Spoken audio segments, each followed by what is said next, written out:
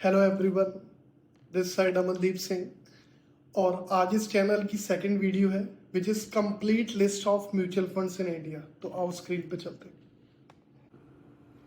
तो आप स्क्रीन पे देख सकते हैं मेरी एक स्क्रीन है जो जीरोधा का ऐप है जिसके अंदर हम म्यूचुअल फंड्स बाय करते हैं, और एक साइड मैंने समरी बना रखा है तो हम ध्यान से समझते हैं। तो पहले म्यूचुअल फंड्स कितने टाइप के होते हैं, तो अगर पहली कैटेगरी बात करें विच इज इक्विटी फंड, जो अपना 65% ऑफ द मनी इन्वेस्ट करता है शेयर्स में।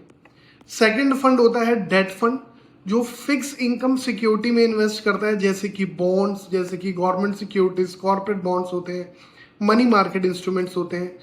मनी मार्केट इंस्ट्रूमेंट किसे कहते हैं? वो जिसका मैच्योरिटी पीरियड 1 साल से कम होता है। तो नीचे आप आ सकते हैं, इसको मैंने अलग से भी डिफाइन कर रखा है। फिर नेक्स्ट कैटेगरी होती है हाइब्रिड फंड, जहां पर भी कोई म्यूचुअल फंड डेट और इक्विटी दोनों में इन्वेस्ट करेगा तो उसे हम बोलते हैं हाइब्रिड फंड। अगर कोई फंड गोल्ड में इन्वेस्ट करता है तो उसे हम बोलते हैं गोल्ड फंड। अगर कोई इन्वेस्टमेंट फॉरेन मार्केट में होती है तो उसे बोलते हैं इंटरनेशनल फंड। अगर एक म्यूचुअल फंड किसी दूसरे म्यूचुअल फंड में इन्वेस्ट करेगा तो उसे बोलेंगे फंड ऑफ फंड।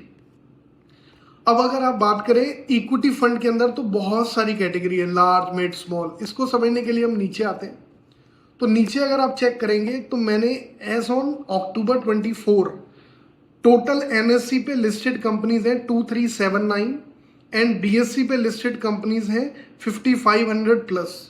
अगर हम हर एक कंपनी का share price into number of equity share करें तो वो बन जाएगी उसकी मार्केट कैप। अगर आप मार्केट कैप को हाई से लो में सॉर्टिंग कर देंगे तो जो सबसे टॉप 100 कंपनीज आएंगी उनमें जो इन्वेस्ट करता है फंड उसे बोलते हैं लार्ज कैप फंड, और इसके अंदर मॉडरेट रिस्क है, ये उसके एग्जांपल है।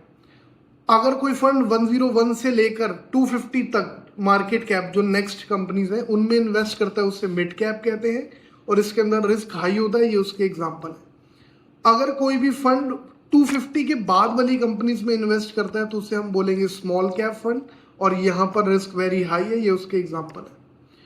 अगर कोई भी म्यूचुअल फंड जिसमें फंड मैनेजर 25% स्मॉल में, 25% लार्ज में, 25% मिड में एंड रेस्ट 25 वो अपने अकॉर्डिंग इन्वेस्ट करता है तो उसे बोलते हैं मल्टी कैप फंड, ये उसके एग्जांपल है, यहां पर रिस्क लिखा हुआ। अगर एक फंड मैनेजर को हम बोले कि आप अपनी मर्जी से लार्ज, मिड, स्मॉल सिलेक्ट करें तो उसे हम बोलते हैं फ्लेक्सी कैप फंड, यहां पर रिस्क मॉडरेट होता है, ये उसके एग्जांपल है। अगर कोई म्यूचुअल फंड इन्वेस्ट करता है किसी पर्टिकुलर सेक्टर में, जैसे कि एक म्यूचुअल फंड सिर्फ आईटी में इन्वेस्ट करेगा तो उसे हम बोलते हैं सेक्टोरियल फंड। फार्मा में इन्वेस्ट करेगा सेक्टोरियल फंड, बैंकिंग में इन्वेस्ट करेगा सेक्टोरियल फंड, ये उसके एग्जांपल है। अगर कोई फंड एक किसी पर्टिकुलर थीम में इन्वेस्ट करता है, जैसे कि मैं सिर्फ एमएनसी में ही एक फंड इन्वेस्ट कर रहा है या फिर वो डिजिटल इंडिया में ही इन्वेस्ट कर रहा है, तो उस केस में हम कह सकते हैं दिस इज थीमेटिक फंड, ये उसके एग्जांपल्स हैं, रिस्क मैंने लिखा हुआ है। अगर कोई भी पर्सन जिसका टैक्स स्लैब में टैक्सेशन आता है तो उसको 1,50,000 का डिडक्शन मिलता है एटीसी में अंडर ईएलएसएस स्कीम में अगर आप इन्वेस्ट करते हो, तो ये वो कैटेगरी है। देन उसके बाद अगर कोई म्यूचुअल फंड सिर्फ निफ्टी 50 या सेंसेक्स या फिर कोई इंडेक्स की कंपनीज में ही इन्वेस्ट करता है उसे बोलते हैं इंडेक्स फंड। और अगर कोई भी mutual fund share market, stock market में लिस्ट हो जाता है, which is we can say कि सेकेंडरी मार्केट में लिस्ट है, तो उसे हम ईटीएफ कहते हैं। तो इसके अंदर आप यहाँ पर इस स्क्रीन में देख सकते हैं कि इक्विटी में अब आपको समझ में आएगा multi cap, ELSS, small cap, large cap, जो आप पहले नहीं समझ पाते थे, सेक्टोरियल, थीमेटिक, फ्लेक्सी कैप। अब आप अपनी कैटेगरी देखकर उस पर क्लिक करेंगे तो आपको सारे टाइप के फंड मिल जाते हैं।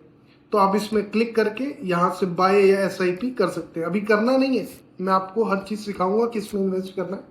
ये एग्जांपल के लिए मैंने आपको इक्विटी दिखाया। उसके बाद डेट फंड क्या होते हैं?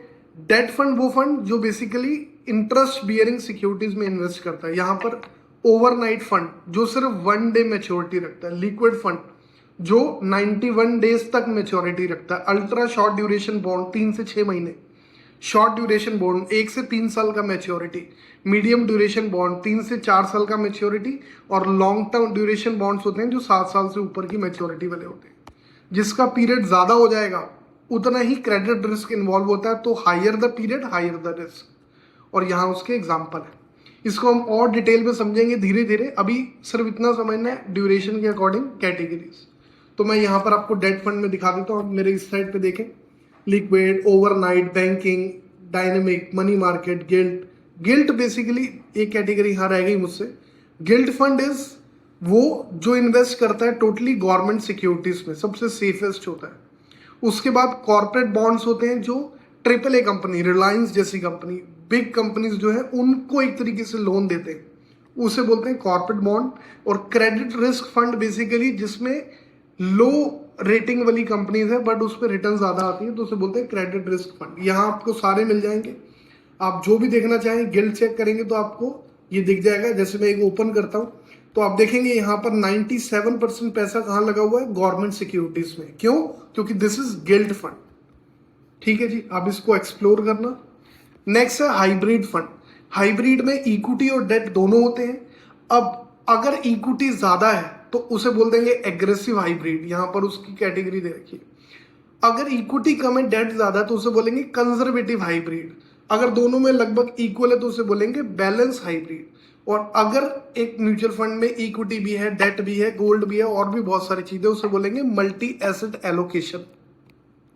तो अब यहाँ पर स्क्रीन में देखें दूसरी वाली, यहाँ पर आपको सारी कैटेगरीज दिख रही है, कंजर्वेटिव, एग्रेसिव, मल्टी एसेट। अब एग्रेसिव में जाओगे तो आपको यहाँ क्लिक करोगे, नीचे आप देख सकते हो कि इसके अंदर डेट में कम है और शेयर्स में ज्यादा है।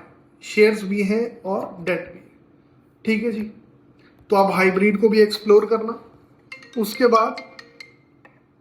उसके बाद money market fund. Money market fund basically वो भी डेट ही होता है जिसका पीरियड 1 साल से कम है। यहाँ पर मैंने डेफिनेशंस दे रखी हैं, आपके लिए जरूरी नहीं है। वैसे मैं बता देता हूँ कि ट्रेजरी बिल आरबीआई इशू करता है शॉर्ट टर्म डेट रेज करने के लिए। कमर्शियल पेपर्स कंपनीज रेज करती हैं वर्किंग कैपिटल मैनेज करने के लिए। और certificate of deposit bank issue करता है टू रेज फंड। उसके बाद गोल्ड में इन्वेस्ट करने वाला फंड मैंने बताया था, गोल्ड फंड। अगर कोई म्यूचुअल फंड जो गोल्ड में इन्वेस्ट करता है और वो लिस्टेड है तो उसे बोलेंगे गोल्ड ईटीएफ। अगर कोई वो गोल्ड ईटीएफ में इन्वेस्ट कर रहा है कोई फंड तो उसे बोलेंगे फंड ऑफ गोल्ड। उसके बाद अगर कोई भी गवर्नमेंट कई बार इशू करती है सॉवरेन गोल्ड बॉन्ड, ये आपने जरूर सुना होगा, जिसपे रिटर्न भी अच्छा मिलता है। ये सारे एग्जाम्पल मैंने दे रखे हैं, ये गवर्नमेंट इशू करता है। तीनों ही कैटेगरी में गोल्ड में इन्वेस्ट हो रहा है। उसके बाद इंटरनेशनल फंड में कुछ म्यूचुअल फंड जो सिर्फ यूएस फोकस स्टॉक्स में डालते हैं उसे बोलेंगे यूएस फोकस फंड। कुछ ऑल ओवर ग्लोब में इन्वेस्ट करता है तो उससे बोलेंगे ग्लोबल फंड।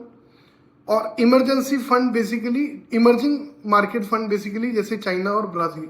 और फंड ऑफ फंड जो किसी पर्टिकुलर दूसरे म्यूचुअल फंड में इन्वेस्ट करता है। तो that's it. So hope you like the video. And हमने आज सारे म्यूचुअल फंड्स के टाइप्स कवर किए और नेक्स्ट वीडियो में हम डिटेल में चलेंगे कि एक एक फंड हम सिलेक्ट करेंगे और उसमें इन्वेस्ट भी मैं आपको करके दिखाऊंगा। खुद भी इन्वेस्ट करूंगा, आप भी करना। हर कैटेगरी का बेस्ट फंड ढूंढेंगे। तो आप सपोर्ट करें, मेरे यूट्यूब चैनल को लाइक करें। Thank you so much.